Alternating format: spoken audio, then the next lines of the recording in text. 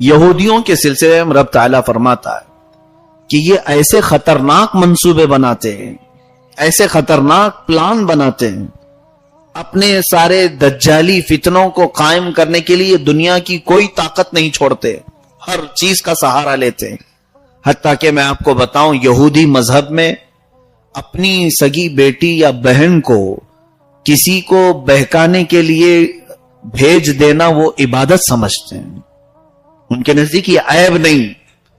اگر ان کی بیٹی یا بہن کسی کو بہکانے کا ذریعہ بن جائے تو اس کی فضیلت یہ بیان کرتے ہیں کہ یہ سچی اور پکی یہودی عورت ہے۔ لا حول ولا قوت الا باللہ۔ ایسی ساری نیچ قسم کی حرکتیں کر کے بھی وہ پوری دنیا سے لوگوں کے عقیدے کو ختم کرنے کی کوشش کرتے ہیں۔ آخر آپ سوچتے ہوں گے کہ یہ بار بار یہودیوں کے رد میں باتیں آتی کیوں ہیں؟ میں آپ کو بتاؤں، یہودیت اب ہے نہیں، نام میں استعمال کر رہا ہوں یہودی، ورنہ پہلے ایک مذہب تھا یہودی جس میں حق ایمان والے علماء بھی تھے، ایمان والے لوگ بھی تھے۔ یہودی مذہب بھی ایک زمانے میں موسیٰ علیہ السلام اور بھی کئی انبیاء اکرام علیہ السلام آئے ہیں، ان کے زمانے میں یہ حق پر قائم تھے، ایک خدا کی عبادت، رسولوں کو ماننا، شریعت پر عمل۔ لیکن بعد میں چلتے چلتے اب یہ یہودی بھی نہیں رہے، نام صرف ان کو پہچاننے کے لیے میں بتاتا ہوں یہودی، ورنہ اب کے دور میں جو جیوز کہلاتے ہیں یہودی، یہ یہودی نہیں، بلکہ ان کا کوئی خدا نہیں، ان کا کوئی نبی نہیں، سوائے شیطان کی عبادت کے وہ کچھ نہیں کرتے۔ ان کو عربی میں عبدۃ الشیاطین کہا جاتا ہے، یعنی یہ شیطان کی عبادت کرتے ہیں۔ اس کو راضی کرنے کے لیے انہوں نے ہر ملک میں ایک سینٹر قائم کیا ہے۔ سال میں جون کے آخر مہینے کے آخر میں ان کی ایک گیدرنگ ہوتی ہے، ایک اجتماع ہوتا ہے، اس میں بڑے بڑے سیلیبریٹی آتے ہیں اور ہر وہ گندا کام اس محفل میں کیا جاتا ہے جس سے شیطان راضی ہو، خواہ وہ جان دے کر کے بلی چڑھانے کے معاملات ہوں یا گندی حرکتیں کروانی ہوں، لواطت ہو، زنا ہو، سحاق ہو، ہر طرح کی گندی قسمیں وہاں کروائی جاتی ہیں۔ بدلے میں شیطان سے یہ مانگا جاتا ہے کہ ہمیں دنیا کی حکومت دے جائے۔ تو ابلیس لعین دنیا کے تخت و تاج پر بٹھانے کے لیے ان کو بھرپور کوشش کرتا ہے، ان کی مدد کرتا ہے شیطان۔ یہ آج کی بات نہیں، تقریباً 4000 سال پرانی یہ روایتیں ان کی رہی ہیں۔ جو بھی حق کی دعوت دینے آئے تو ابلیس لعین سال کے اخیر میں اپنے پجاریوں سے یہ کہتا ہے کہ فلاں کا قتل کر دو، ورنہ وہ قوم میں میرے خلاف زہر اگل رہا ہے اور ایک خدا کی عبادت کی طرف لوگوں کی بھیڑ جمع کر رہا ہے، یا تو اس کا ایمان خراب کرو یا اسے جان سے مار دو۔ تو یہ ابلیس لعین سے یہ میٹنگ میں سب طے کر کے آتے ہیں۔ پھر حقانیت کی دعوت دینے والے، خواہ وہ علماء صالحین ہو یا مشائخ اعظام ہو، ان کو یا تو خریدنے کی کوشش کرتے ہیں یا تو جان سے مارنے کی کوشش کرتے ہیں۔ ہر زمانے میں انہوں نے یہی کیا۔ عیسیٰ علیہ السلام کے ساتھ بھی یہی کیا۔ جب عیسیٰ علیہ السلام کی زبان کی تاثیر ایسی تھی کہ یہ جہاں جائیں لوگ ان پر ایمان لائے، اور ہاتھ کا کمال یہ تھا کہ وہ مٹی کے بنائے ہوئے پرندے کو صرف ہاتھ سے بنا کر پھونک مارتے تو وہ زندہ اڑنے لگتا۔ بیماروں کو آپ شفا اس طرح سے دلایا کرتے کہ روایت میں ہے، تفسیر میں، کہ دن میں 50,000 اندھوں کو صحیح کرتے، 50,000 بیمار دن میں صحیح ہوتے تھے، کوڑ کے بیمار، برس کے بیمار، سفید داغ والے، دن میں 50,000 لوگ جس سے صحت یاب ہو رہے ہو، کیا وہ اس پر ایمان نہیں لائے؟ یہ چیز ابلیس لعین کو کب گوارا ہو؟ تو اس نے اپنے پجاریوں کو، جو یہودی ہیں، ہر زمانے میں شیطان سے ان کا ایک کانٹریکٹ یہ ہوتا ہے ابلیس لعین سے کہ ہم تیری رضا کا ہر کام کر ڈالیں گے، بدلے میں تو ہمیں دنیا کی حکومت اور دولت دلائے۔ آج کئی لوگوں کو مشہور کرنے کے لیے الومیناتی کا نام آپ نے سنا ہوگا، میں کئی مرتبہ اس کو استعمال کر چکا ہوں۔ یہ عبدۃ الشیاطین ہے، یہ شیطان کے پجاری ہیں، ان کا کوئی خدا نہیں، کوئی رسول نہیں، کوئی دین نہیں، صرف ابلیس لعین۔ اس کی پوجا کرتے ہیں, شیطان کی عبادت کرتے ہیں, ایلومیناٹی. ان سے جو جڑ جائے اس سے سب سے پہلے چیز اس کی ساری ایمانیت ختم کرنی پڑتی ہے کہ تو کسی بھی مذہب کا نہ رہے, کوئی ایک چیز پر تیرا عقیدہ نہیں ہونی چاہیے, بدلے میں ہم تجھے پاپولر کر کے دکھائیں گے, سارے لوگوں میں تجھے مشہور کر کے دکھائیں گے. کئی ایسے سیلیبریٹی ہیں, ٹاپ قسم کے سٹار مانے جانے والے لوگ, اکثر کا تعلق ایلومیناٹی سے ہے. یہ جب جا کر کے اپنا ایمان, دین, عقیدہ سب بیچتے ہیں اور پھر ان کے ہاتھ میں ہاتھ رکھ کر یہ عہد کر کے آتے ہیں, تب انہیں یہ سب پبلسٹی ملتی ہے, ان کو سٹار کے درجے ملتے ہیں, ان کو لوگوں میں ایڈورٹائز کے ذریعے سے مشہور کرایا جاتا ہے. پھر ان سیلیبریٹی کو وہ ایلومیناٹی استعمال کرتے ہیں.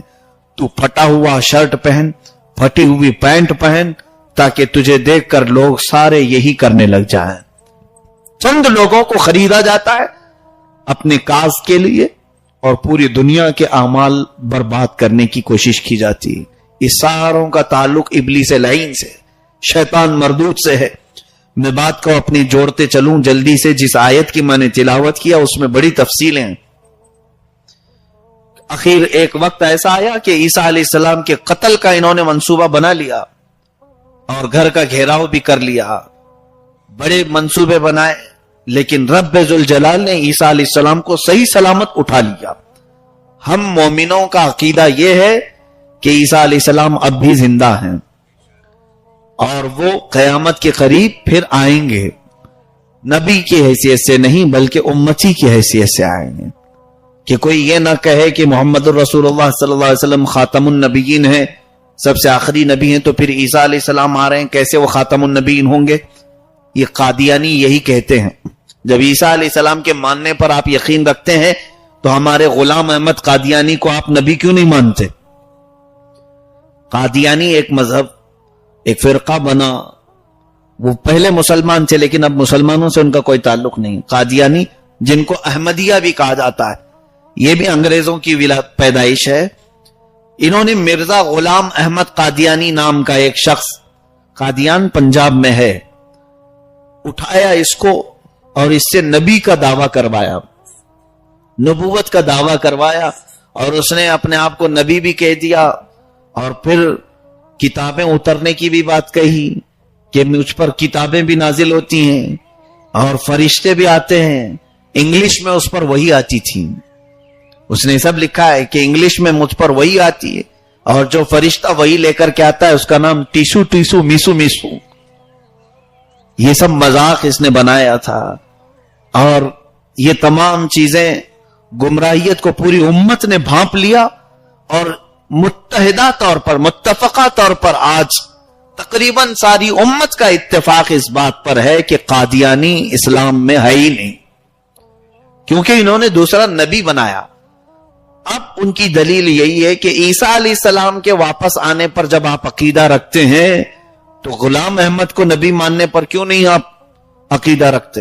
ظالموں, عیسیٰ علیہ السلام آئیں گے مگر نبی بن کر کے نہیں, دھوکہ کھا گئے. وہ امتی کی حیثیت سے آئیں گے, یہ بھی حدیث پاک میں ہے, اور مصطفیٰ کریم صلی اللہ علیہ وسلم کی شریعت پر عمل کریں گے, حضور صلی اللہ علیہ وسلم کی شریعت کے مطابق نکاح کریں گے, اپنی زندگی پوری شریعت مصطفیٰ کے مطابق گزاریں گے. تو پھر حضور کے بعد آنے والے نبی کا سوال ہی نہیں ہوتا. خیر, عیسیٰ علیہ السلام کو رب تعالیٰ نے اٹھا لیا. اب کیا ہوا آگے رب تعالیٰ نے جو انجام کے طور پر بیان فرمایا وہ میں بتاتا ہوں. اب ان سب چیزوں سے ہماری زندگی کا تعلق بتاؤں. وَمَكَرُوا وَمَكَرَ اللَّهُ وَاللَّهُ خَيْرُ الْمَاكِرِينَ. میں جانے سے قبل اسی آیت پر گفتگو کر رہا تھا, چند چیزیں میں اس کی بیان کر کے گیا, پھر آج بیان کروں. اس آیت سے ہماری زندگی کا گہرا تعلق ہے. رب تعالیٰ فرماتا ہے انہوں نے مکر کیا. مکر کس کو کہتے ہیں؟ خفیہ پلان بنانے کو, دھوکہ دینے کو, اسی کو تو مکر کہتے ہیں. مکاری کر رہا ہے, یعنی بولتا کچھ اور ہے, کرتا کچھ اور ہے. سامنے نظر آتا ہے کہ یہ ہمارا بہت ہی عقیدت مند آدمی ہے, لیکن اس کی آستین میں چھرا ہے, یہ کبھی بھی مار سکتا ہے. کبھی بھی قتل کر سکتے. ان کو کہتے مکر کرنے والا. اور رب تعالیٰ فرماتا وَمَكَرُوا، یہودیوں نے مکر کیا، دھوکہ کیا. واقعہ بھی میں نے سنا دیا تھا آپ کو. کیسے؟ عیسیٰ علیہ السلام کو یہ لوگ ڈائریکٹ مارنے نہیں آئے. فسطانوس نام کا ایک شخص جو عیسیٰ علیہ السلام کی محفل میں بیٹھا ہوتا اور عیسیٰ علیہ السلام کی شاگردوں کے ساتھ بیٹھتا تھا اور سیکھتا بھی تھا، لیکن منافق تھا. ادھر کی باتیں یہودیوں کو جا کے بتا دیتا تھا. عیسیٰ نے آج یہ کہا، وہ کہا، تو دل کے اندر دشمنی تھی. عیسیٰ علیہ السلام کی محفل میں بیٹھتا تھا. اسی کو انہوں نے استعمال کیا کہ تو سب سے اچھا آدمی ہے عیسیٰ کو مارنے کے لیے. اس شخص کو انہوں نے پیسوں کی لالچ دی، وہ تیار بھی ہوا اور شاگرد بن کر کے گیا. لیکن اس کے آنے سے پہلے ہی عیسیٰ علیہ السلام اپنے شاگردوں کو سب بتا چکے تھے کہ ابھی میرے یہ آخری وقت ہے، میں تمہارے درمیان زیادہ دیر تک نہیں رہوں گا. لوگوں نے میرے قتل کا منصوبہ بنایا اور قاتل اندر آنے والا ہے. اللہ کے نبی غیب نہیں جانتے تو کیسے بتاتے ہیں؟ یہ بھی تفسیر میں ہے. آپ نے سب بتا دیا اور اس کے بعد حضرت عیسیٰ علیہ السلام بیٹھے تھے، وہ اندر آیا منافق. لیکن اللہ تعالیٰ نے کیا فرمایا؟ منافق عیسیٰ علیہ السلام کا چاہنے والا بن کر کے آیا. چاہنے والا بن کر کے آیا، یہودیوں کی طرف سے آیا. حیرت کی بات یہ ہے کہ عیسیٰ علیہ السلام کو اللہ نے اٹھا لیا اور اس منافق کو عیسیٰ علیہ السلام کی شکل دے دیا. پوری بھی شکل نہیں دیا، آدھی شکل دیا. بہت دیر تک جب یہ باہر نہیں آیا تو اس کے جو دوست باہر کھڑے تھے یہودی، جنہوں نے اسے پیسہ دے کے بھیجا تھا، اندر گھسا ہے. کہا وہ پتہ نہیں کہاں گیا ہمارا سپاری لینے والا، غائب ہو گیا. پیسے لے کر کے عیسیٰ کو مارا بھی نہیں ہوگا، چلو ہم ہی مار دیتے. اندر گھسے تو اس کو پایا. پہلی نظر میں تو اس کو عیسیٰ علیہ السلام ہی ان لوگوں نے سمجھا. اب کیا کیا؟ سبوں نے چھرا نکالا اور اسی کو مارنا شروع کیا، زخمی کیا اور اس کے بعد اٹھا کر کے لائے اس کو. وہ بہت چلاتا رہا، میں عیسیٰ نہیں ہوں، میں عیسیٰ نہیں ہوں. کون سنے؟ کون سنے گا؟ کیونکہ شکل تو عیسیٰ علیہ السلام کی ہے. جوش میں یہودیوں نے پکڑ کر کے اس کو سولی پہ چڑھایا اور پھانسی بھی دے دی. مر گیا. مرنے کے بعد ان کو ٹینشن ہوا کہ یہ جو بول رہا تھا میں عیسیٰ نہیں ہوں، عیسیٰ نہیں ہوں، سوچنا چاہیے ہمارا آدمی اگر یہ ہے تو عیسیٰ کہاں ہے، اور اگر یہ عیسیٰ ہے تو ہمارا آدمی کہاں گیا. اس ٹینشن میں تو ان کے 500 سال گزر گئے. ان کو پتہ ہی نہیں تھا کہ ہم نے کس کو مارا. جس کو پھانسی دی انہوں نے، ان کو یقین تک نہیں تھا. قرآن نے بتایا کہ جس کو تم نے مارا ہے وہ کوئی اور تھا. عیسیٰ تو اب بھی رب کے پاس موجود ہے. قرآن نے اس کی وضاحت فرمائی. اب رب تعالیٰ فرماتا وَمَكَرُوا وَمَكَرَ اللَّهُ. اب سنو آیت. انہوں نے دھوکہ دینے کی کوشش کی، مکر کیا، پلاننگ کی. شاگرد بن کر کے آئے، محبت کرنے والے بن کر کے آئے. وَمَكَرَ اللَّهُ وَاللَّهُ خَيْرُ الْمَاكِرِينَ. مکر کا لفظ اللہ نے اپنے لیے بھی استعمال فرمایا. حالانکہ رب تعالیٰ کے لیے یہ لفظ ہم عام طور پر استعمال نہیں کر سکتے. انہوں نے مکر کیا اور اللہ نے بھی مکر کیا؟ نہیں. مکر کا لفظ رب تعالیٰ کے لیے نہیں. یہاں رب نے یہ لفظ استعمال فرمایا، اس کا مطلب یہ ہے کہ اللہ نے خفیہ تدبیر فرمائی. اعلیٰ حضرت نے اس کا ترجمہ یہی فرمایا. انہوں نے دھوکہ دینے کی کوشش کی اور اللہ نے خفیہ تدبیر کی. واللہ خیر الماکرین. اور اللہ سب سے بہترین تدبیر کرنے والا ہے. کیسی تدبیر فرمایا؟ جس سے تم بچ ہی نہیں پائے. تم بچ ہی نہیں پائے. سوچا تھا کہ میں شاگرد بن کر کے جاؤں گا، مار کر کے آؤں گا، اور اللہ نے اس کے جال میں اس کو ایسا پھانس دیا کہ شکل عیسیٰ علیہ السلام کی دے دی. ہزار وہ دہائی دیتا رہا لیکن بچ نہیں پایا. مرا کس سے؟ دشمنوں سے نہیں. جن کے پاس جا کر لگایا بجھایا کرتا تھا انہی لوگوں نے مارا. یہ ہے خیر الماکرین. مولا تعالی جب کسی کو ختم کرنا چاہتا ہے تو اس کے خود کے مسئلوں میں اسے الجھا دیتا ہے. اللہ تبارک و تعالیٰ نے جو فرمایا وہ مکر اللہ واللہ خیر الماکرین. آج کے دور میں بھی میں اس کو بتا دوں، لوگ آج ہر طرح سے سازشیں اسلام اور مسلمانوں کے خلاف بنا کر کے رکھے. کچھ لوگ تو ڈرا ڈرا کر کے ہماری قوم کو کمزور کر چکے, ڈرا کر کے ارے تمہارا کیا ہونے والا ہے, کٹنے والے ہو مرنے والے ہو. یاد رکھو قرآن میں اللہ نے فرمایا یریدون لیطفئوا نور اللہ بافواہہم واللہ متم نورہ. لوگ اپنے منہ سے اللہ کے چراغ کو بجھانا چاہتے ہیں. اللہ کا چراغ کیا ہے؟ اسلام. قرآن اس کو اللہ کا چراغ کہہ رہا ہے, اس کو منہ کے پھونکوں سے بجھانا چاہتے ہیں. واللہ متم نورہ, اور اللہ اپنے چراغ کو ہمیشہ باقی رکھے گا. ہزاروں آندھیاں آئیں, ہزاروں طوفان آئے, ارے تتاری چنگیز خان جیسے ہلاکو جیسے ظلم اسلام پر ہوئے, مگر اسلام دبا نہیں. اور آج اگر کوئی ہلکی پھلکی سیاست کو لے کر, وہ بھی 5 سال کی کرسی کو لے کر, یہ سوچے کہ ہندوستان سے مسلمانوں کا خاتمہ کر دیا جائے, یہاں کی مسجدیں مٹا دی جائے, ان کے شاعر کو ختم کر دیا جائے, اذانیں بند ہو جائیں, دیکھنا واللہ خیر الماکرین. تم مکر کر رہے ہو رب تعالیٰ کے دین کو ختم کرنے کی, میرا رب ایسی خفیہ تدبیر کرے گا کہ تم خود آپس میں لڑ کر کے مر جاؤ گے. اور ایسے اللہ نے بہت سارے منصوبے بنائے, بہت سارے. کئی قومیں ایسی آئیں جو نبیوں کے خلاف لڑنے کے لیے متحد ہوئیں, مگر اللہ ان کے دلوں میں ایسی پھوٹ ڈالتا ہے کہ وہ آپس میں ایک دوسرے کو ملنا گوارا نہیں کرتے. امید رکھو رب تعالیٰ سے, اس کی ابتدا تو ہم اپنی زندگی میں دیکھ ہی رہے ہیں. اللہ تعالیٰ کفار و مشرکین کو ایک جگہ جمع نہیں کرتا, ان کے دلوں میں پھوٹ ڈالے گا اور ان کے آپس کی لڑائی میں یہ ختم ہو جائیں گے. اسلام کو ختم کرنے والے ختم ہو گئے, جس کے متعلق اعلیٰ حضرت فاضل بریلوی رحمۃ اللہ علیہ فرماتے ہیں اسلام کو مٹانے کا مطلب ہے محمد عربی کو مٹانا, صلی اللہ علیہ وسلم, حضور کو مٹانا. مٹ گئے مٹتے ہیں مٹ جائیں گے آدھا تیرے, نہ مٹا ہے نہ مٹے گا کبھی چرچا تیرا. یا رسول اللہ تو کسی کے گھٹائے سے نہ گھٹا ہے نہ گھٹے, جب بڑھائے تجھے اللہ تعالیٰ تیرا.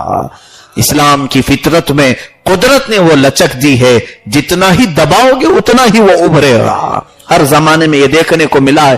یورپ کا ایک واقعہ ایسا کہ لوگ قرآن پر پابندیاں لگا رہے تھے, ہر جگہ حضور صلی اللہ علیہ وسلم کے گستاخی کے کارٹون بنائے جا رہے تھے.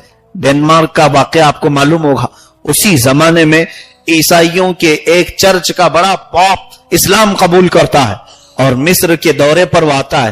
اس سے علماء ازہر نے پوچھا, بڑے بڑے علماء نے کہا برسوں ہو گئے تھے کبھی میں اسلام کے متعلق ایسی چیزیں جاننے کا خیال بھی نہیں آیا, کیونکہ اپنے مذہب میں مشغول تھا. لیکن پوری دنیا میں نیوز دیکھتا گیا قرآن کے بارے میں, اس کو پابندی لگاؤ, محمد عربی صلی اللہ علیہ وسلم کے ماننے والوں کو. تو سوچا کہ کچھ تو ہوگا اس میں, دیکھا جائے. جب پڑھنے کی ابتدا میں نے کی تو اب تک مجھے جو سرور نہیں ملا تھا وہ قرآن میں ملنے لگا. رب ذوالجلال کبھی کبھار ہم لوگوں کے اوپر ظالموں کو مسلط کرتا ہے تو بھی اس لیے کہ اور جو کفار و مشرکین ہیں وہ دیکھ لیں کہ آخر کیوں مسلمانوں کو مارا جا رہا ہے. جس وقت وہ پڑھائی شروع کریں گے کہ یہ محمد عربی کی غلامی کرتے ہیں اس لیے مارا جا رہا ہے, تو جس دن یہ میرے آقا صلی اللہ تعالی علیہ وسلم کی سیرت طیبہ پڑھیں گے, یقین اور وجدان کہتا ہے اللہ انہیں بھی اسلام سے ہدایت نصیب فرمائے گا. دولت اسلام دولت ایمان انہیں بھی نصیب ہوگی. تو خوف کی زندگی سے نکلو اور مثبت زندگی, پازیٹو زندگی گزارنے کی کوشش کریں. اللہ تعالیٰ ان کفار و مشرکین کے ساتھ خفیہ تدبیر کرے گا اور اس کا ہمیں انتظار ہے. لیکن مولا اگر ہمارے اعمال سے ناراض ہے تو ہمیں چاہیے کہ اپنے مولا کو منا لیں. اے رب العالمین, یہ آزمائش کی گھڑی لمبی نہ ہو جائے کہ ہماری سانسیں بند ہو جائیں اور پھر ہم دیکھ نہ سکیں. الہ العالمین اتنا فرما کہ ہماری تا حیات زندگی میں ان کفار و مشرکین کو جو اسلام اور بانی اسلام کے خلاف سازشیں رچ رہے ہیں ان کو تباہ و برباد ہوتے ہوئے آنکھیں دیکھیں, تاکہ اسلام کی حقانیت موت تک ہمارے سینے میں رچ بس جائے. اور یہاں جتنے لوگ بیٹھے ہوئے ہیں توجہ سے محفل کو بھی دیکھ لیں, اور کیمرے والا بھی خاص طور پر گھما کر کے بھی دکھا دے سارے لوگوں کو کہ کچھ لوگوں کو ایسا لگتا ہے کہ سلمان اظہری بہت بڑے بڑے کانفرنسوں میں ہی صرف جاتے ہیں, اور بڑے بڑے جلسے ہونے چاہیے, بہت لاکھوں کی پبلک ہو, وہاں جاتے ہیں. یہاں جتنے لوگ بیٹھے ہوئے ہیں ان کو اندازہ کریں, میرا مشن یہ نہیں ہے کہ ہزاروں کی تعداد ہو, میرا مشن یہ ہے کہ 4 لوگ بھی میرے نبی کی بات کرنے والے ہوں, میں پہنچ جاؤں گا. بس بات رسول کریم صلی اللہ علیہ وسلم کی ہو, ہمارے لیے جگہ اور تعداد کوئی معنی نہیں رکھتی. ہم ہر جگہ پہنچے ہوئے ہیں, یو پی کے, بہار کے, جھارکھنڈ کے, ایسے ایسے علاقوں میں جانا ہوا ہے. آج کے اس ٹیکنالوجی کے دور میں آپ کو کہتا ہوں, جہاں گھر بھی نہیں, آج لوگ لکڑیوں کے گھروں میں رہتے ہیں, ہمیں بھی انہی گھروں میں رکائے ہیں. لوگوں کو صرف ہمارا پلین میں جانا آنا دکھتا ہے, لیکن وہاں کے حالات ہم جانتے ہیں. یہ تمام چیزیں صرف اس لیے عرض کر رہا ہوں کہ اپنے ذہن و دماغ سے یہ بات نکالیں, دین کی خدمت کے لیے ہم ہر گھڑی تیار ہیں. اللہ کریم اس جذبے کو سدا سلامت رکھے. آپ کو معلوم ہوگا بچپن سے ہم ایک نعرہ لگاتے رہتے ہیں. ہمارے جو نعروں میں ہے ایک نعرہ چلتا ہے, سنیوں کی بات کر رہا ہوں, نعرے تکبیر, نعرے رسالت, یہ سب ہونے کے بعد بچپن سے ہم سنتے تھے غوث کا دامن, خواجہ کا دامن. یہ بزرگوں کی طرف سے چلا ہوا ایک نعرہ تھا. یہ آسان چیز نہیں ہے, اور اس پر کچھ لوگ ٹپنی کرتے ہیں, مذاق بھی کرتے ہیں, تم کون سا دامن پکڑے ہو جو نہیں چھوڑنے کی بات کرتے ہو. میرے عزیزو, یہ بہت ہی بامعنی جملہ ہے. یہ نعرہ اس قدر معنی خیز ہے جس کی ترجمانی وقت کا امام عشق و محبت مجدد دین و ملت بھی کر رہا ہے. اعلیٰ حضرت جیسے عظیم المرتبت نے بھی کہا ہے, لیکن الفاظ الگ ہیں. ہم تو کہتے ہیں غوث کا دامن نہیں چھوڑیں گے, لیکن جو وقت کا عبقری امام ہے وہ کہتا ہے تجھ سے در در سے سگ, اور سگ سے ہے مجھ کو نسبت, میری گردن میں بھی ہے دور کا ڈورا تیرا. یہی تو بات ہے جو اعلیٰ حضرت کہہ رہے ہیں.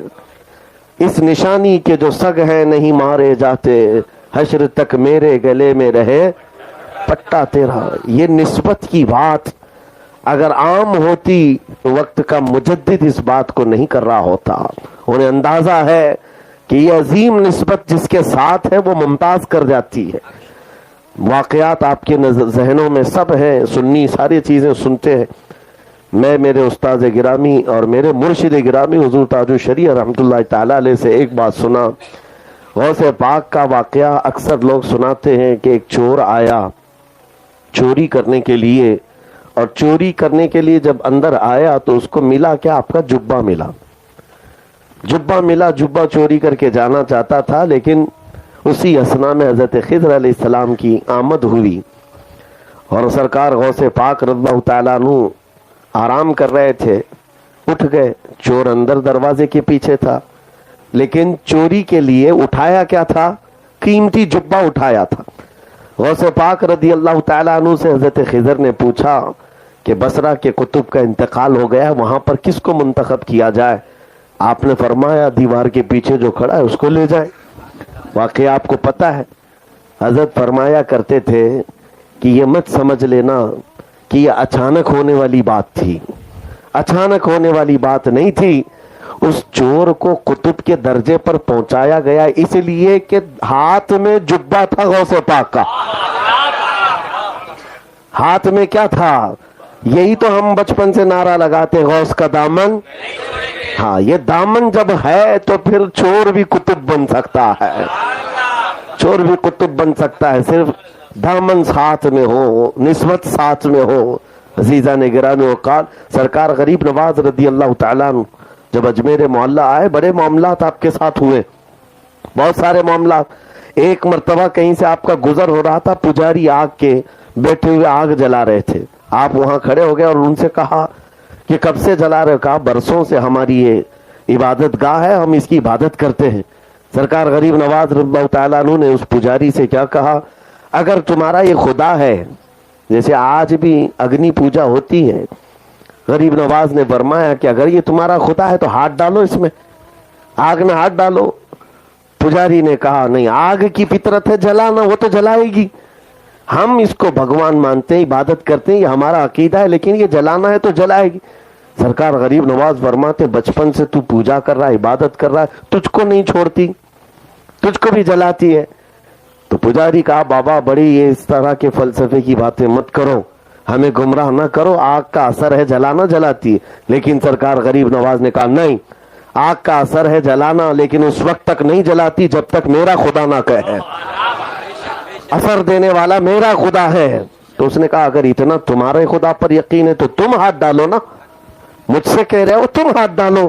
سرکار غریب نواز نے جب یہ چیلنج سنا تو اس وقت آپ تیار ہو گئے. آگ کا بڑا تنور تھا. پجاری جو بیٹھا پنڈت, اس کے گود میں ایک چھوٹا سا بچہ تھا, اور بچے کو حضرت غریب نواز اٹھاتے ہیں. کافر کا بچہ, کافر یعنی ماحول اسی طرح کا رہا ہوگا. اٹھایا اور غریب نواز آگ میں چلے گئے. بچے کو کیوں اٹھا لیا, اس کا تو بچہ تھا. لے کر کے آگ میں چلے گئے اور اس پجاری نے واویلا مچایا. ارے یہ درویش, یہ فقیر آیا, آگ میں خود بھی چلا گیا, میرے بچے کو بھی لے گیا ہے. کافی دیر ہو گئی, لوگ جمع ہونے شروع ہوئے, جگہ جگہ سے لوگ آئے اور بہت سارے پجاری پنڈت سب آئے. کافی دیر کے بعد سرکار غریب نواز اپنا دامن جھاڑتے ہوئے آگ سے صحیح سلامت باہر آ رہے. ایک بات یاد رکھیں, اللہ کا ہر ولی کسی نہ کسی نبی کا پرتو ہے. سرکار غریب نواز حضرت ابراہیم خلیل اللہ کے پرتو ہیں. تو جب باہر آئے, آگ کچھ نہیں جلائی, صحیح سلامت تھے. کافی وہاں پر موجود لوگوں نے اسلام قبول کیا, ایمان لائے. بچہ پنڈت نے, پجاری نے لیا اور اس کی پیشانی پکڑ کر دیکھا, آگ کی گرمی بھی نہیں ہے, آگ کی گرمی بھی نہیں ہے. لے کر کے چومنے لگا. یہاں پر فرمایا جاتا ہے بچے کا کون سا کمال تھا, بچہ کون سا متقی اور پرہیزگار ولی تھا, وہ کیوں نہیں جلا. غریب نواز تو اللہ کے ولی تھے, ان کو آگ نہ جلائی, بچے کو کیوں نہیں جلائی. یہ تو پنڈت کا تھا. فرمایا گیا بات یہ ہے کہ ہاتھ میں کس کے تھا, آگ نہیں جلائی, ہاتھ میں کس کے تھا, سرکار غریب نواز کے. یہی تو ہم کہتے ہیں خواجہ کا دامن. ہاں, جب یہ نسبتیں ہیں تو میرے عزیزوں اس کو معمولی مت سمجھنا, یہ بہت عظیم نسبتیں ہیں. اور انہی باتوں سے آج ہمارا ایمان محفوظ ہے, ایمان محفوظ ہے. میں اپنی آنے والی جنریشن کے لیے بھی یہ بات ہمیشہ کے لیے, نوجوانوں محفوظ رکھ لو. تم جس دنیا میں ابھی زندگی گزار رہے ہو, یہاں پر لوگوں کا ایک کانسیپٹ یہ بنا ہے کہ سارا دین گوگل میں ہے, سارا دین انٹرنیٹ پہ ہے. یہاں پر انجینئرز بھی آ گئے ہیں, ڈاکٹر بھی آ گئے ہیں, پروفیسر بھی آ گئے ہیں جو دین کی تشریح کر رہے ہیں اور دین کی دھجیاں اڑا رہے ہیں. ہمارا کالج میں جانے والا نوجوان وہ یہی سمجھتا ہے کہ یہ دین بہت اچھا جانتے ہیں, جو ریفرنس نمبر کے ساتھ ہمیں بتاتے ہیں, حدیث نمبر یہ ہے, آیت نمبر یہ ہے, ریفرنس نمبر کے ساتھ بتاتے ہیں. یہ دین کے بڑے عامل لوگ ہیں. اگر تمہارا یہ ذہن بن گیا تو آگے چل کر کے جو دین تمہارے پاس رہے گا وہ ایسا کھچڑا دین, ایسا کھچڑا کہ تمہیں سمجھ میں نہیں آئے گا. ایک بات یاد رکھو, ہمارے پاس محفوظ دین وہی ہے جو ان اولیاء سے چل کر کے آیا ہے اور سینہ بسینہ چل کر کے آیا ہے. ان اولیاء کاملین کے ذریعے سے جو دین پہنچا ہے وہ رسول اللہ صلی اللہ علیہ وسلم کا وہ پاکیزہ دین ہی ہے. باقی یہ تشریحات کرنے والے جتنے بھی آتے رہیں گے, ان کے متعلق حدیث پاک میں پہلے سے بشارت دی ہے میرے آقا نے. حضور پاک صلی اللہ تعالی علیہ وسلم نے ارشاد فرمایا اخیر زمانے میں کچھ ایسے لوگ آئیں گے جو قرآن کو ایسے پڑھیں گے تم سے بہتر لگے گا, لیکن قرآن ان کے حلق سے نیچے نہیں جا رہا ہوگا. یہ حضور اکرم صلی اللہ علیہ وسلم نے ان کی علامتیں بھی بتائی ہیں. وہ ایسی ایسی باتیں تمہارے سامنے لا کر رکھیں گے تمہارے باپ داداؤں نے بھی نہیں سنا ہوگا اور تم فریفتہ ہو جاؤ گے ان کے پیچھے. نہیں, دین جو ہے انہی بزرگوں سے جو چلا ہے وہی ہمارا محفوظ دین ہے. اگر حضرت عبداللہ ابن مبارک رضی اللہ تعالیٰ عنہ فرماتے ہیں کہ اگر یہ اسناد نہ ہوتی تو دین ہی نہیں ہوتا. اسناد کس کو کہتے ہیں؟ یہ اولیاء کا سلسلہ ہے. نبی پاک صلی اللہ علیہ وسلم کی ایک حدیث بیان کرنے کے لیے امام بخاری کبھی کبھار 12 کبھی 13 لوگوں کا وسیلہ لیتے ہیں کہ مجھ کو انہوں نے بیان کیا, ان کو انہوں نے بیان کیا, ان کو انہوں نے بیان کیا. یہ جو اسناد ہے, یہ جو اولیاء کاملین ہیں, یہ ہمارے دین کے وہ ستون ہیں کہ ان کو ہٹاؤ تو دین کھوکھلا ہو جائے, دین ہی نہ رہے. اس لیے آپ کو اگر یہ پٹی پڑھائی جائے کہ یہ قبر پجوے لوگ ہیں, اولیاء اکرام کے آستانوں پر سب کچھ لٹا دیتے ہیں, میرے عزیزوں ایک بات تو ہے, مجھے اصلاحاً یہ عرض کرنا ہوگا کہ افراط و تفریط کے بیچ میں ہمیں زندگی گزارنا ہے. کچھ سنی ہیں جن کو میں جانتا ہوں کہ یقیناً انہوں نے یہ خرافات مچائی ہے کہ سب کچھ انہوں نے یہ سمجھ لیا ہے کہ مزارات اولیاء ہے. اولیاء کرام اصل ہیں، نہ کہ یہ دیوار در و دیوار جن کو بنانے میں، جن کے لیے اپنی زندگیاں آج ختم کر دی جاتی ہیں. ایک کسی ولی کے آستانے کو بنانے کے لیے 2 کروڑ کا دروازہ اصل دروازہ نہیں ہے، اصل اس ولی کامل کی زندگی ہے. حضرت سید نجیب میاں ادام اللہ اقبالہ ماررہ مطہرہ میں ابھی کل کی پرسوں کی رات آپ نے پیغام دیا کہ افسوس یہ ہے، المیہ یہ ہے کہ ہمارے بزرگوں کو، جو لوگوں کو چاہیے تھا کہ ہمارے بزرگوں کو حاصل کرتے، ان کو منوں پھولوں کے نیچے دبا کے رکھا ہے. ہاں، یہ اولیاء کرام صرف چادر گاگر اور پھولوں پر دبا کر رکھنے کے لیے نہیں، ان کے دامن کو پکڑنے کا مطلب یہی ہے کہ ان کی تعلیمات کو عام کر دینا، ان کے مشن کو عام کر دینا. عزیزان گرامی وقار، آج نوجوانوں کو میں یہ بات کہتا ہوں، نسبت ضروری ہے لیکن ساتھ میں یہ افراط بھی نہ ہو کہ تم اصل دین کو، یعنی حضور پاک صلی اللہ علیہ وسلم کو اور شریعت طاہرہ کو چھوڑ کر کے صرف یہ سمجھ کر کے چلو کہ صرف کسی مزار کے پاس میں ایک دھاگا باندھ دوں گا یا دروازہ لگا دوں گا، کھڑکی لگا دوں گا، بس کافی ہے. یہ نہیں ہے دین. دین اصل میں نبی پاک صلی اللہ تعالی علیہ وسلم کی وہ شریعت طاہرہ اور جس کو لے کر کے اولیاء کاملین تشریف لائے. اگر ان تمام چیزوں سے آپ ہٹ گئے تو پھر کبھی تفریط کس کو کہتے ہیں نہیں مانتا ہی نہیں، میں کسی ولی کو مانتا ہی نہیں. ایسا تنگ نظر ہو گیا ہے کہ وہ اولیاء کرام سے بھی دور ہو گیا. افراط کہتے ہیں بہت ہی زیادہ غلو کرنے لگ گیا ہے. دونوں کے درمیان کا راستہ صحیح راستہ ہے، بیچ کا راستہ. یقیناً یہ اولیاء کاملین ہمارے لیے ذریعہ ہیں، نسبت ہے. اصل تو رسول اللہ کی ذات ہے، اصل رسول اللہ کی ذات ہے. آج دیکھتے نہیں، مجھے ایک صاحب جو دوسرے مکتب فکر سے تعلق رکھتے ہیں ٹونٹ مار کر کے کہا تھا کہ مفتی صاحب آپ بیان بہت سارے کرتے ہیں، اپنی قوم کو آپ دیکھیں، کبھی محفلوں میں آپ جا کر کے دیکھیں، آپ کی محفلوں میں ایسا ہوتا ہے کہ پیر صاحب کی بات کی جائے تو اچھل کود ہوتی ہے اور جب رسول اللہ کی بات کی جائے تو سکتہ طاری ہوتا ہے. کیوں ایسا ہے؟ کیوں ایسا ہے میرے عزیزوں؟ ہو سکتا ہے کسی محفل کو انہوں نے دیکھا ہو. میں نے ان سے کہا یہ ہو سکتا ہے کسی جاہل محفل کو دیکھ کر کے آپ نے کہا ہو، لیکن آج بھی الحمدللہ ہمارا عقیدہ یہ ہے، ہم جن اولیاء کی بات پر فخر کرتے ہیں وہ اس لیے کرتے ہیں کہ ہم کو رسول اللہ کا دروازہ بھی دکھایا انہی اولیاء نے، حضور پاک تک پہنچایا ہے ان اولیاء کاملین نے. ہم جھومتے ہیں، لیکن میرے عزیزوں اس اعتراض کو آنے سے پہلے اپنے اندر اصل کی محبت کو پیدا کرو. اصل کی محبت وہ رسول اللہ کی محبت ہے. نبی کریم صلی اللہ تعالی علیہ وسلم اصل ایمان ہے، اصل دین ہے. اور اولیاء کاملین یہ نسبت وہاں تک پہنچنے کے لیے، آپ کو پتا ہے سلسلہ عربی میں کس کو کہتے ہیں؟ سلسلہ جو ہے عربی میں چین کو کہتے ہیں. آپ ڈکشنری بھی اٹھا کر کے دیکھ لیں گے تو اس کا میننگ لکھا ہوگا چین. چین کس کو کہتے ہیں؟ چین کوئی ایسی ایک لمبی رسی نہیں ہوتی. چین میں جو ہے کڑیاں ہوتی ہیں، ایک کڑی دوسرے کڑی سے، پھر دوسری کڑی تیسری کڑی سے ایک دوسرے سے جوڑی جاتی ہے، اور یہ کڑیاں جب لمبی ہو جاتی ہیں تو چین بنتی ہے، اور اسی چین کو سلسلہ کہا جاتا ہے. ایک بھی کڑی کھل گئی تو وہ چین نہیں ہے، ٹوٹی ہوئی ہے. اور اس لیے ہم اپنے بزرگوں کے ہاتھ میں ہاتھ دے کر اس چین میں اپنے آپ کو شامل کرتے ہیں.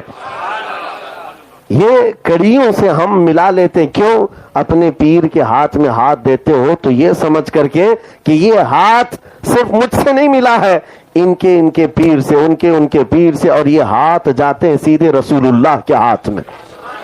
اسی لیے اعلیٰ حضرت نے فرمایا جس کا سلسلہ منقطع ہے اس سے بیعت کرنا جائز بھی نہیں، جائز بھی نہیں. یہ سلسلہ ہے، اور سلسلہ اصل جو ہے یہ کڑیاں یہ نہیں ہوتی، آخر میں جہاں جا کر منزل ہے وہ اصل ہے، وہ اصل ہے. اس لیے میرے عزیزوں ان نسبتوں کے ساتھ سرکار غوث پاک کی نسبت، سرکار غریب نواز کی نسبت، اس پر فخر کرنا بنتا ہے سنیوں کو. لیکن ساتھ میں ہمیں یہ بھی محسوس کرنا ہوگا اصل ہمارا وہ رسول اللہ کی شریعت طاہرہ ہے. ایک بات میں آپ کو بتاتا ہوں. حضرت شیخ عبدالحق محدث دہلوی رحمۃ اللہ علیہ ہندوستان جب تشریف لائے تھے, بڑا امتحان تھا آپ کا. علم حدیث پھیلانے میں سب سے بڑا کردار سیدنا عبدالحق محدث دہلوی کا ہے. وہ کہتے ہیں ایک مرتبہ وہ کسی بیابان سے گزر رہے تھے, انہوں نے دیکھا کہ ایک پیر صاحب بیٹھے ہوئے ہیں اور مریدین بہت سارے ہیں, اور اس پیر صاحب کا اثر ایسا تھا کہ مریدین پر وجد طاری تھا. اور شیخ عبدالحق محدث دہلوی کوئی ایسے ویسے عام عالم نہیں کہ وہ صرف اور صرف ظواہر کو دیکھتے ہوں, بلکہ وہ اہل باطن میں سے تھے, اولیاء کی بڑی قدر کرنے والے تھے. ان کا حال یہ تھا اس وقت تک رات کو سوتے نہیں تھے جب تک رسول اللہ کی زیارت نہیں کرتے تھے. روزانہ کا معمول تھا آپ کا, جب دن بھر حدیث پڑھاتے تھے اور رات کو جب آتے کشف کرتے, آنکھیں بند کرتے اور حضور کا دیدار کرتے تھے یا روزے کی زیارت کرتے تھے. ایک دن گزر رہے تھے, پیر صاحب, ان کی جھوپڑی تھی, لوگوں کا ایک بڑا جم غفیر تھا. آپ گزرتے ہوئے وہاں لوگوں سے پوچھتے کون ہے, کہا کہ فلاں فلاں بزرگ ہیں, ان کا اثر ایسا ہے, لوگ ان کے ارد گرد ہمیشہ رہتے ہیں, وجہ طاری رہتا. کہا میں بھی ملاقات کر لوں, شرف یاب ہو جاؤں. گئے اندر اجازت لے کر. جو بزرگ تھے اندر, انہوں نے حضرت شیخ عبدالحق محدث دہلوی کو بٹھایا. بہت توجہ سے سننا, تمہاری زندگیوں میں یہ چیز آئے گی تو یہ ہمیشہ معیار اور کسوٹی میں دے کر جا رہا ہوں. وہ شیخ محدث دہلوی بہت بڑے عالم دین ہیں. اندر گئے, بزرگ جو تھے مرشد بیٹھے لوگوں کے ساتھ بات کرتے رہے. اس کے بعد ان کے قریب میں ایک بڑا مٹکا رکھا ہوا تھا اور ان کے ہاتھ میں پیالہ تھا جس میں شراب, وہ شراب پی رہے تھے اور مٹکے سے شراب نکالی اور شیخ عبدالحق محدث دہلوی کو کہا پیجیے آپ بھی. کہا کہ شراب کیسے میں پی سکتا ہوں, میرے نبی پاک صلی اللہ علیہ وسلم کی شریعت طاہرہ میں اس کا قطرہ چکھنا بھی حرام ہے, میں کیسے پیوں گا. تو اس پیر صاحب نے کہا مولوی صاحب وہ باتیں باہر ہیں, یہ خانقاہ ہے ہماری, پی لو, میں جو کہہ رہا ہوں پی لو, اتنی منزلیں طے کر لو گے کہ تمہیں سمجھ میں نہیں آئے گا. آپ نے کہا نہیں, حضور کی شریعت چھوڑ کر کے مجھے ایک منزل بھی نہیں جانا ہے, کوئی منزل نہیں طے کرنا ہے. اب سنو اصل امتحان کیا ہے. پہلی مرتبہ ملاقات ہو رہی ہے پیر صاحب سے. پیر صاحب نے کہا عبدالحق پی لو ورنہ روزانہ جو زیارت کرتے حضور کی وہ بند کرا دوں گا. یہ کسی کو نہیں معلوم تھا, یہ ان کا راز تھا. شیخ عبدالحق محدث دہلوی کا راز تھا جو حضور کی زیارت کرتے تھے. اب مجھے بتاؤ اے نوجوانوں, تمہارے ساتھ ایسا آ جائے, تمہارے دل کی بات کوئی کہہ جائے اور تم اسی وقت تو لٹو ہو جاؤ گے, بابا بڑا پہنچا ہوا ہے, اب اس کے آگے پیچھے تو سب کچھ بیچ ڈالو گے. میرے تو دل کے حالات جانتا ہے یہ. شیخ عبدالحق کے لیے بہت بڑا امتحان, اور اس سے بھی بڑا امتحان میں بتاتا ہوں. شیخ عبدالحق محدث دہلوی کہتے ہیں یہ روزانہ میری جو حضور کی دربار میں زیارت ہوتی ہے, یہ کہہ رہے روک دوں گا, آخر میں کروں کیا. بہت دیر تک سوچتے رہے, ہو سکتا ہے کوئی اور شراب ہو, پی لوں. پیالہ لیا, اس کے بعد ہاتھ کانپنے لگ گئے, ہاتھ کانپنے لگ گئے, پیالہ چھوٹ گیا. کہا کہ نہیں, میں جا رہا ہوں, اس جگہ سے میرے لیے یہ چیز نہیں ہو سکتی. آپ نے کہا ہے میرے دل کی بات, لیکن اب میں شراب کو تو ہاتھ نہیں لگاؤں. چلے گئے. کہا دیکھ لینا پھر تمہارے ساتھ کیا ہوگا. شیخ عبدالحق محدث دہلوی گھبرائے ہوئے آئے. اس دن کوئی کام نہیں کیا. شام ہوئی, اپنے معمول کے مطابق جب مکاشفے کے لیے بیٹھتے ہیں, حضور پاک کی زیارت ہر دن کرتے تھے. آج جب تنہائی میں مراقبے میں بیٹھے ہیں, جیسی آپ نے آنکھیں بند کی اور حضور کی زیارت کا وقت قریب آیا, اس وقت سامنے وہ بزرگ کھڑے ہوئے نظر آئے. حضور کا دروازہ نہیں کھلا, نہ ہی کوئی روزہ نظر آیا, وہ کٹھیا میں بیٹھے وہ بزرگ نظر آئے. کہا یہ تو بڑا امتحان ہے. اس وقت ان کے آنکھوں کے سامنے آ کر کے وہ بزرگ کہنے لگے عبدالحق ابھی بھی وقت ہے, آجا میری خانقاہ میں جو پلا رہا ہوں پی لے. شیخ عبدالحق محدث دہلوی کہتے ہیں کیا کیا جائے, رات بے قراری میں گزری, کیونکہ ایک بار عاشق رسول کو جب دیدار نہ ملے اس کی تڑپ بڑھ جاتی ہے, بے قراری بڑھ جاتی ہے. پوری رات گزار لیا, صبح اٹھ کر کے سوچنے لگے کیا کروں. حدیث پڑھاتے رہے, شام کیسے آئی؟ پھر رات کے وقت سوچا کل وسوسہ ہوگا، آج بیٹھے تو آج بھی وہ بزرگ سامنے کھڑا ہے اور کہا نہیں میں تجھے حاضری کی اجازت نہیں دوں گا، تو نے میری بات نہیں مانی، انکار کیا، میں تجھے حاضری کی اجازت نہیں دے سکتا، اتنا پاور تو ہے میرا۔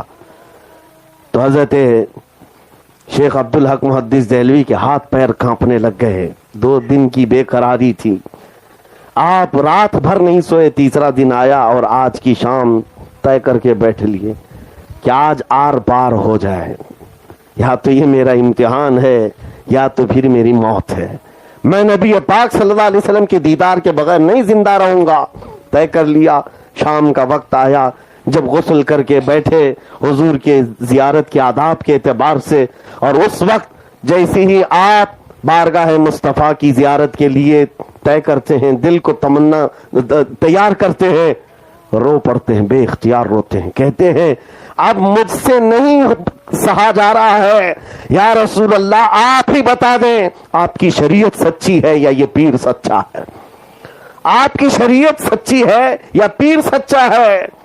اسی اسنا میں قبر رسول سے آواز آئی، اخرج یا کلب، اے کتے ہمارے دربار سے نکل جا۔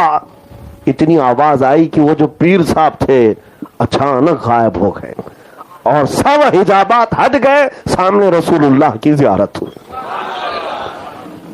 اب شیخ عبدالحق محدث دہلوی کو اپنی مراد مل گئی، اور اس کے بعد جی بھر کے تمنا کے ساتھ، دل کے ساتھ بارگاہ مصطفیٰ میں حاضری دی۔ صبح اٹھے، کہا کہ میں تو جیت گیا، میں تو جیت گیا، میری مراد مل گئی ہے، اب جاتا ہوں اس بزرگ کے پاس، اب جا کر کے بولتا ہوں اب بتاؤ بغیر تمہارا پیالہ پیے تو میں اپنا پیالہ پی چکا، میں شراب محبت پی چکا دیدار مصطفیٰ کا۔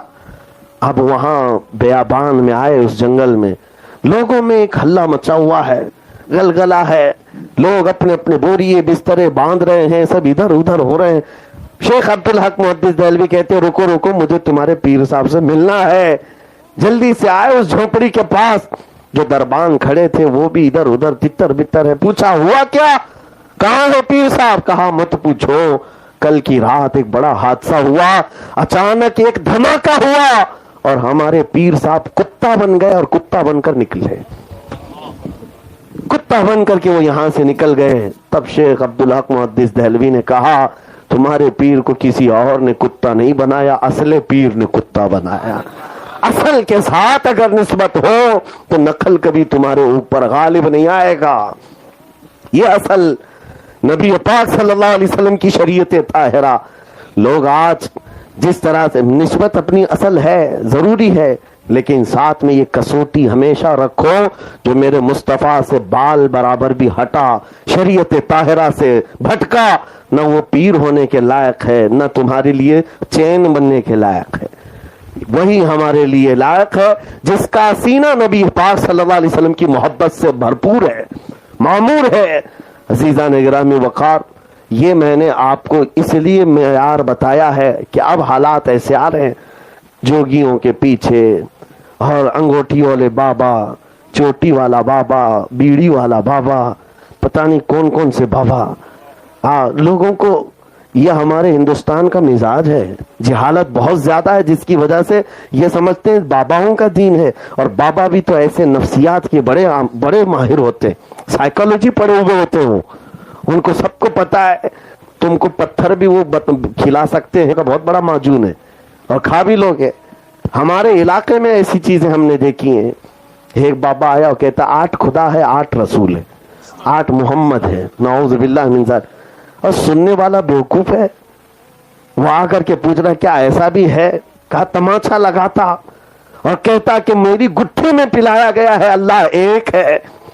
پھر یہ کہاں سے لے کر کے آئی چیز؟ اور وہ سارے ڈکوسلے جو مصطفیٰ کریم کی شریعت کو چھوڑ کر کے تمہیں اگر بلائیں۔ ایک بات دیکھیں، سنیوں کی مجلسوں کا یہ حال، جیسے جنہوں نے تانا مارا تھا کہ حضور کا نام لیتے سکتہ تاری ہے، کسی اور کے نام پر ہلہ ہے، یہی معاملات۔ قوالی بج رہی ہے، وجد آ رہا ہے، یہ وجد ہے کہ ڈانس ہے کہ رقص ہے مجھے معلوم نہیں، لیکن قوالی پر بڑا حال آ رہا ہے۔ انہی قوالی سننے والوں سے میں کہتا ہوں 15 منٹ قرآن کی تلاوت بھی سن کے دکھاؤ، وہ اللہ کا کلام ہے نا, اس میں تو کوئی شک نہیں ہے, کسی کا لکھا ہوا ہے اور رسول پر اترا ہوا کلام ہے. سن کر کے دکھاؤ. اور تو تمہیں نیند آنے لگ جائے تو قرآن کے ساتھ تمہارا اگر جذبہ صحیح نہیں ہے تو پھر یہ قوالیاں تمہیں وجد نہیں لا رہی ہیں, یہ وجد نہیں لا رہی ہیں, یہ تو تھرک رہے ہو. حال اور وجد ان قوالیوں سے, ان مناقبات سے ہوتا تھا جن کے قلب میں نبی پاک کی محبت بسی ہوئی ہوتی تھی. عزیزان گرامی وقار, اصل چیز کی طرف میں توجہ کروا رہا ہوں.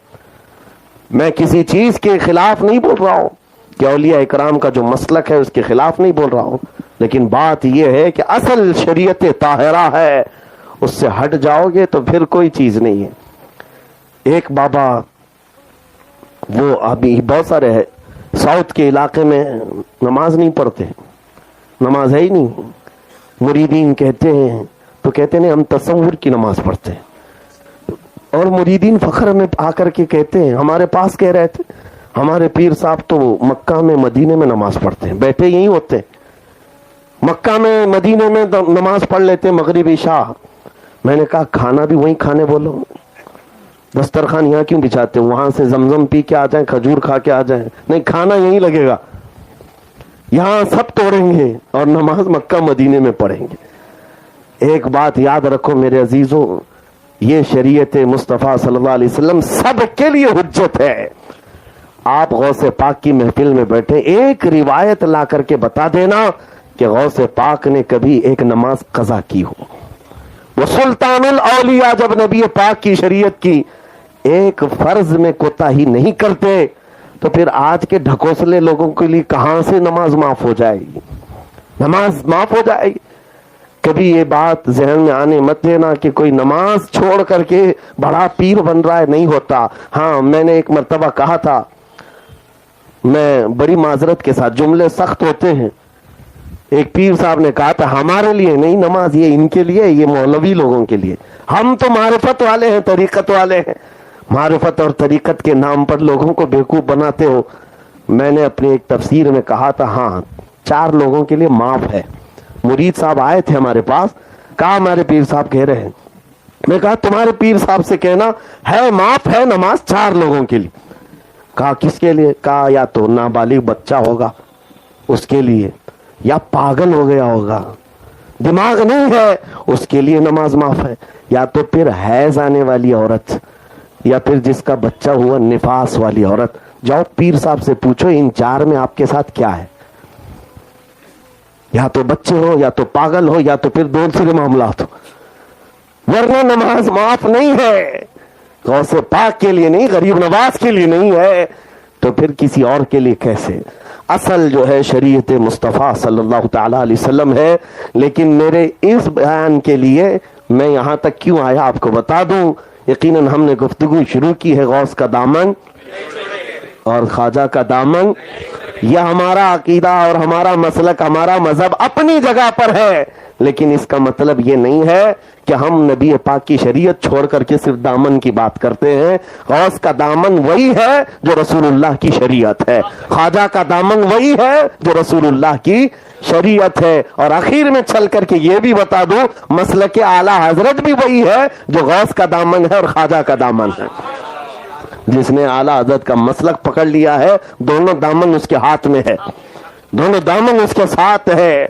عزیزان گرامی وقار, رسول کریم صلی اللہ تعالی علیہ وسلم کے ان نائبوں کی قدر یقیناً ہمارے لیے ضروری ہے, لیکن ساتھ میں یہ کہوں گا اصل اپنے ذہن و دماغ میں یہ بنا کر کے چلیں مصطفیٰ کریم صلی اللہ علیہ وسلم کی شریعت سے بڑھ کر کوئی حجت نہیں ہے, حضور کی شریعت سے بڑھ کر کوئی حجت نہیں. ہر ولی آیا ہوا وہ اپنے لوگوں کو حضور کی شریعت ہی سکھاتا رہا. آج ان کے درباروں پر ڈھول باجے کر کے پوچھ لینا اس ولی نے کبھی تم کو یہ تلقین کی تھی کہ میرے مرنے کے بعد ڈھول بجاؤ, میرے انتقال کے بعد باجے بجاؤ؟ اس ولی کے مشن پر ہی نہیں چلتے تو پھر کیسے ان کے ساتھ نسبت ہے, کیسے ان کا دامن ہے تمہارے ساتھ؟ عزیزان گرامی وقار, نبی پاک صلی اللہ تعالی علیہ وسلم کی شریعت طاہرہ کے نفاذ کے لیے انہوں نے پوری زندگیاں وقف کر دی, پوری زندگیاں وقف کر دی ہیں. اب آخری بات میں کہہ کر کے گفتگو سمیٹتا ہوں. ان اولیاء کا ہمارے ساتھ ہونا بہت ضروری ہے، بہت ضروری ہے. اور اس لیے بھی ضروری ہے کہ ہمارے پاس جو شریعت ہے اس کی حفاظت بھی ان کے ساتھ رہنے میں ہی. کیونکہ قرآن کیا کہتا ہے؟ یا ایھا الذین آمنوا اتقوا اللہ وکونوا مع الصادقین. اے ایمان والو اللہ سے ڈرو اور سچوں کے ساتھ رہو. تمہارے پاس جب کوئی دولت آ جائے نا، کہاں رکھتے ہو؟ تجوری میں اندر رکھتے ہو. اپنا سونا، اپنا چاندی، اپنا مال دروازے کے باہر تو نہیں رکھتے. حفاظت کے لیے تجوری میں، الماری میں اندر رکھتے ہو. اب تمہارے پاس جو سب سے بڑی دولت ہے وہ ایمان کی ہے، یہ کون سی تجوری میں رکھ کر حفاظت کرو گے؟ اس کے ڈاکو بہت ہیں. اس لیے اللہ نے فرمایا اس کی حفاظت صرف ایک طریقہ ہے، اللہ کے ولیوں کے ساتھ رہو، ساتھ رہو. حضرت شیخ احمد یار خان نعیمی رحمۃ اللہ تعالی علیہ نے بہت پیاری بات فرمائی تفسیر نعیمی میں. کہتے اعوذ باللہ من الشیطان الرجیم کی تفسیر کرتے ہوئے کہتے ہیں کہ کبھی ایسا ہوتا ہے کہ آپ کسی گھر پر گئے، آپ کا دوست ہے، اس نے دعوت دی، بڑا بنگلہ ہے لیکن بنگلے کا دروازہ بند ہے اور باہر کتا بھی ہے. جیسے جاؤ گے کاٹ کھانے دوڑے گا، کچھ بھی کرے گا. کیا کریں گے آپ؟ لکڑی لے کے جائیں، پتھر لے کر کے جائیں، کیسے اس سے کریں؟ تو کہتے ہیں سیدھا طریقہ تو یہ ہے کہ گھر والے کو خود ہی بولو کہ آ بھائی تو اپنے کتے کو پکڑ، میں اندر تو آؤں. اگر گھر کا مالک اندر سے آ گیا اور کہا کتے کے سامنے کھڑا بھی ہو گیا، نہیں بھونکے گا کتا. کتا بھونکتا نہیں اپنے مالک کے دوستوں پر. دروازہ کھلے گا اور چلا جائے گا. شیخ حضرت احمد یار خان نعیمی رحمۃ اللہ علیہ فرماتے ہیں یہی طریقہ ہے. یہ شیاطین اللہ تعالیٰ کی طرف سے چھوڑے ہوئے وہ کتے ہیں. اگر ان پر کوئی کنٹرول کر سکتا ہے تو وہ اللہ کے دوست ہی کر سکتے ہیں. وہ گھر والے لوگ ہیں، اہل اللہ ہیں.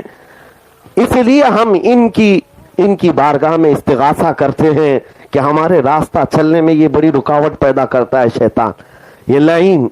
ہم آپ کے دربار تک آنا چاہتے ہیں تو آپ ہی مدد کریں. اگر وہ مدد کریں یقیناً راستے بھی کھل جاتے ہیں، راستے بھی کھل جاتے ہیں. یہ نسبت کی بات کر رہا تھا. میں آخری بات کر رہا ہوں. حضرت معروف کرخی رحمۃ اللہ علیہ بہت پائے کے بزرگ ہیں. سلسلہ قادریہ میں حضرت جنید بغدادی سری سختی کے مرشد ہیں حضرت معروف کرخی، جن کے دربار میں غوث پاک نے چلا کیا. حضرت معروف کرخی ایک مرتبہ راستے سے گزر رہے تھے، ایک شراب پی کر کے آدمی دھت راستے پر پڑا ہوا تھا. آپ گزرتے ہوئے وہاں رک گئے اور لوگوں سے کہا پانی لاؤ. پانی لائے تو جب لوگ پانی لائے تو اپنے ہاتھ میں انہوں نے پانی لیا اور وہ جو شرابی تھا اس کا منہ دھلا دیا. منہ دھلا کر کے چلے گئے. لوگ دیکھتے رہے، چہرہ دھلایا اور اس کے بعد چلے گئے. وہ شرابی اٹھا اور وہ عجیب کیفیت میں ہے، شراب کے نشے میں جو سڑک پر پڑا ہوا تھا، عجیب کیفیت میں ہے. اٹھ بیٹھا اور کہنے لگا کہ مجھے کچھ ہو رہا ہے، کچھ عجیب سی خوشبوئیں آ رہی. لوگوں سے پوچھا کہ کچھ ہوا ہے میرے ساتھ مدہوشی میں؟ کہا ارے نادان، تو کس بات پر اس طرح سے پڑا ہوا ہے؟ زندگی دیکھ تیری، تجھے آج معروف کرخی نے اپنے ہاتھ سے دھلایا ہے. اتنا سننا تھا، وہ بے اختیار دوڑنے لگا اور دوڑ کر کے مسجد میں اندر آیا.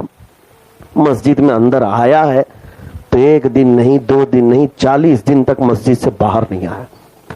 40 دن تک مسجد سے باہر نہیں آیا. اور اس کے بعد پھر جب وہ باہر آیا تو وقت کی قطبیت حاصل تھی. اس سے پوچھا گیا، وہ جو بزرگ بن گئے، کہا کہ میں نے اللہ کریم کی بارگاہ میں سجدے میں رو رو کر کے کہا کہ مولا میں تو بڑی نافرمانی میں زندگی گزارا، لیکن اچانک میری زندگی کو تو نے تبدیل کر دیا اور تو اپنے دربار کا مجھے فقیر بنا دیا. دنیا میرے دل سے نکل گئی مولا، اتنا بڑا کرم کیا تو نے. رب تعالیٰ کی طرف سے ہاتف غیبی نے صدا دی کہ اے بندے، بات صرف اتنی ہے، میرے محبوب نے پانی سے تیرا منہ دھلایا اور ہم نے تیرا دل دھل دیا. بس ان کا ہاتھ بھی لگ جائے، اللہ باقی کے کام ہمارے لیے آسان کر دیتا ہے. لیکن ساتھ میں ایک بات یہ بھی رکھو، ان خبیثوں سے میں کہتا ہوں جو ان اولیاء سے دشمنی کرتے ہیں، بزرگوں سے نفرت کرتے ہیں، ان کی عاقبت خراب ہے. من عادى لي وليا فقد آذنته بالحرب. یہ اللہ تعالیٰ کا فرمان ہے, حضور کی زبان ہے. اللہ فرماتا ہے جو میرے کسی ولی سے دشمنی کرتا ہے میں اس کے ساتھ جنگ کا اعلان کرتا ہوں. کون ہے جو اللہ کے ساتھ جنگ کرے گا؟ ایک بزرگ نے فرمایا, بڑی پیاری بات ہے, یہ لگتی ہوئی چیز ہے اس لیے عرض کر رہا ہوں, اب نہیں طویل کروں گا. ایک سیٹھ صاحب تھے, اپنی بیگم کو لے کر کے بازار میں گئے ہوئے تھے, بڑے پیسے والے تھے, اور اس علاقے میں ایک درویش رہتے تھے, اللہ کے ولی تھے, لوگ جانتے بھی تھے ان کو, لیکن جذب کے عالم میں رہتے تھے. اب سیٹھ صاحب اپنی بیگم کو لے کر خریداری کر رہے تھے, اچانک وہ درویش آئے اور کیچڑ میں ان کا پیر پڑ گیا. جیسے کیچڑ میں پیر پڑا, کیچڑ اچھل کر کے بیگم کے برقعے پر یا نئے کپڑوں پر لگ گیا, اور اتنا کیچڑ اچھلنا تھا کہ سیٹھ صاحب کو بڑا غصہ آیا اور اس درویش کو پکڑا, 2 تماچے لگا دیا. کبھی کبھار ہوتا ہے کسی کو عورت کی بے عزتی برداشت نہیں ہوتی, لگا دیا, 2 تماچے جڑ دیا, اور اس کے بعد اس بزرگ نے کچھ نہیں کہا بابا معاف کر دو, غلطی سے پیر پڑ گیا, غلطی سے پیر پڑ گیا. وہ چلے گئے وہاں سے, اور یہ اول پھول بکنے لگے. سیٹھ صاحب مال کی چربی زیادہ تھی, اور اس کے بعد خاتون نے کہا, بیگم نے کہا کہ چھوڑ دو, ان کا غلطی سے پیر پڑا, میں دھل لیتی ہوں. کہا کیسے انہوں نے ہم سب کو ذلیل کر دیا, سب کے سامنے تیرے کپڑے میلے ہو گئے. بہرحال بات آئی گئی ہو گئی. بازار کی خریداری کے بعد جب واپس اپنے گھر آئے, سیٹھ صاحب سامان رکھ کر پہلے منزلے پر اوپر چڑھ رہے تھے, اوپر سیڑھی سے پیر پھسلا, نیچے گر گئے. نیچے جیسی ہی آئے, سر پر ایسی چوٹ لگی کہ بھیجا باہر آیا, جگہ پر موت ہو گئی, جگہ پر موت ہو گئی. اب سنو بات میں کیوں کہہ رہا ہوں. بیگم نے واویلا کرنا شروع کر دیا, یہ ضرور اس درویش کی بددعا ہے. آج میرے شوہر نے ان کو ہاتھ کیا لگا دیا, انہوں نے دل سے بددعا کر دی اور میرا شوہر ختم ہو گیا. وہ دھاڑے مار مار کر رو رہی تھی, مجھ سے میرا شوہر چھن گیا, ختم ہو گیا. لوگ جب جمع ہوئے پھر پوچھا بیگم سے کیا ہوا تھا, کہا ایسا ایسا معاملہ ہوا, اس درویش کو میرے شوہر نے ہاتھ لگا دیا, تماچا لگایا, اور ہو سکتا ہے انہوں نے ہی یہ بددعا کی ہے اور میرا شوہر چلا گیا. لوگوں نے کہا اگر تماچا لگایا ہے تو معافی بھی ہو سکتی تھی, اس بزرگ کو ایسا نہیں کرنا چاہیے تھا, اتنی بڑی بددعا نہیں کرنی چاہیے تھا کہ یہ دنیا سے ہی چلا جائے, گھر لٹ گئے, اجڑ گیا سب. تو کچھ جو ذمہ دار تھے شہر کے اور کچھ علماء, وہ نکل پڑے اس درویش سے ملنے کے لیے. وہ ایک حلوائی کی دکان پر بیٹھے ہوئے تھے. اب سن لو میرے عزیزو اصل واقعہ کا خلاصہ. پہنچے لوگ, کہا بابا آج کیا کر دیا آپ نے؟ کہا کیا ہوا؟